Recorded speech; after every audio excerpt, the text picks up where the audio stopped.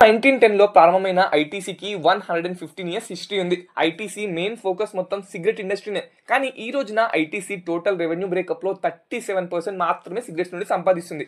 Early 90s లోనే cigarette and tobacco ఇండస్ట్రీలో top place కి చేరుకున్న ఐటీసీ బిజినెస్ ని డైవర్సిఫై ఎందుకు చేసిందని ఇప్పుడు తెలుసుకునే ప్రయత్నం చేద్దాం. Number 1, sin industries. 11 జనవరి 1964 అమెరికన్ గవర్నమెంట్ అఫీషియల్ గా సిగరెట్ కాజెస్ క్యాన్సర్ అని డిక్లేర్ చేసింది. ఎప్పుడైనా సిన్ ఇండస్ట్రీస్ కి సంబంధించి కంపెనీస్ కి రిస్క్ ఎక్కువగానే ఉంటుందని అర్థం చేసుకున్న ఐటీసీ ప్లాన్డ్ ఫర్ డైవర్సిఫికేషన్. ఏదైనా కంపెనీ ఒక బిజినెస్ చేస్తూ డైవర్సిఫికేషన్ గురించి ఆలోచించాలంటే ప్రజెంట్ చేసే బిజినెస్ మంచి ప్రాఫిట్స్ ని సంపాదిస్తున్నప్పుడే ఆలోచించాలి.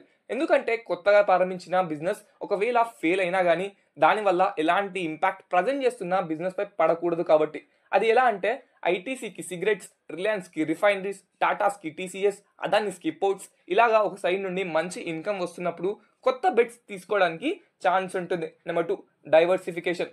ఎప్పుడైనా ఒకే బిజినెస్తో చాలా కాలం సస్టైన్ అవ్వలేమని అర్థం చేసుకున్న ఐటీసీ ఇయర్ 1975 నుండి 2016 వరకు మల్టిపుల్ బ్రాండ్స్ డిఫరెంట్ సెక్టార్స్లో స్టార్ట్ చేసింది. కొన్ని దానిలో ఫెయిల్ అయినప్పటికీ ఈ రోజున 5,44,489 crores మార్కెట్ క్యాపిటలైజేషన్తో ఐటీసీ ఇండియాలోనే టాప్ 10 కంపెనీస్లో ఒకటిగా నిలిచింది.